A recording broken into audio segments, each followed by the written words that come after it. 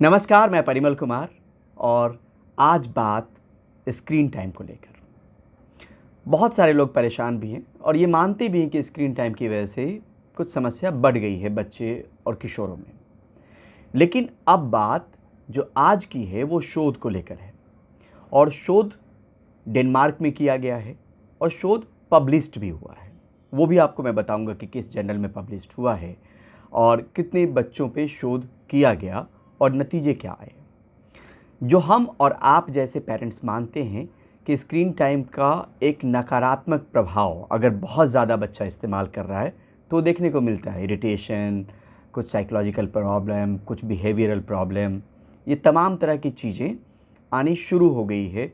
Screen time अगर आप बहुत ज़्यादा इस्तेमाल करते हैं तो अचानक आप पाबंद भी नहीं कर सकते, रोक भी नहीं सकते। एक बार जब आदत लग गई है, ये शुरुआत आपको बहुत पहले यानी शुरुआती दौर में करनी पड़ेगी जब बच्चा जो है वो छोटा रहेगा। लेकिन अगर एक बार उसकी उम्र 6 साल 7 साल से ज़्यादा हो गई, 8 साल से ज़्यादा हो गई और उसकी आदत में शामिल हो गया स्क्रीन टाइम, चाहे वो टीवी को लेकर हो, चाहे लैपटॉप को लेकर हो, चाहे मोबाइल को लेकर हो, कंप्यूटर को लेकर हो, तो फिर दिक्कत होगी आपको छुड़ाने में। उसको कम ज़रूर किया जा सकता है अपने हिसाब से दूसरी जगह पे इंगेज करके। लेकिन आज इन सब चीज़ों पे बात नहीं, सीधे सीधे हम आते हैं मुद्दे पे और वो मुद्दा है क्या शोध हुआ है और उसके नतीजे क्या निकले हैं। तो आपको मैं बताऊं कि इसमें सीधे तौर पे कहा गया है कि बिहेवियरल प्रॉब्लम में कमी और सोशल इंटरेक्शन में इजाफा हुआ है।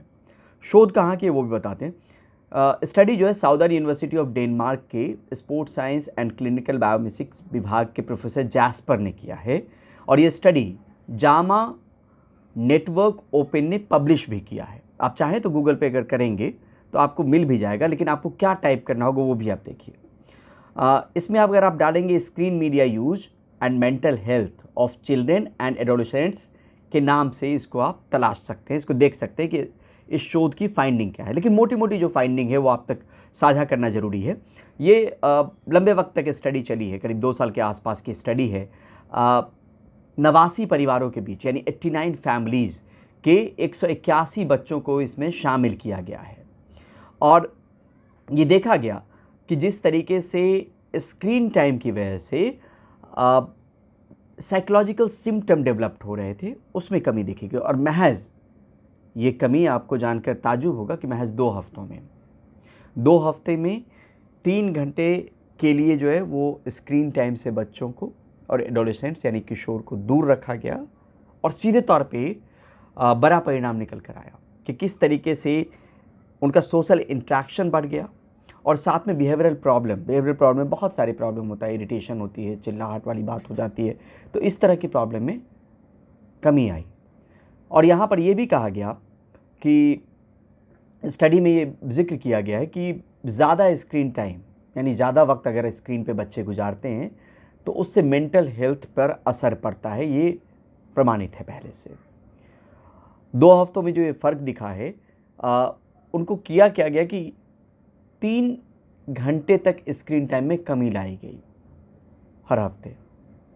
सिर्फ उस वक्त के लिए दिया गया जब उनके कुछ असाइनमेंट्स थे और एक बड़ा जो असर है वो सीधे तौर पर यहाँ पर निकल कर आया। डेनमार्क की स्टडी है, स्टडी का ग्रुप छोटा है, सैंपल साइज छोटा है, लेकिन करने में एक लंबा वक्त लगा है और उसके बाद इन नतीजों पे जो शोध खोज की बात है, स्क्रीन टाइम का असर क्या, अगर स्क्रीन टाइम नहीं देते हैं तो उससे किस तरीके से बदलाव देखा जा सकता है।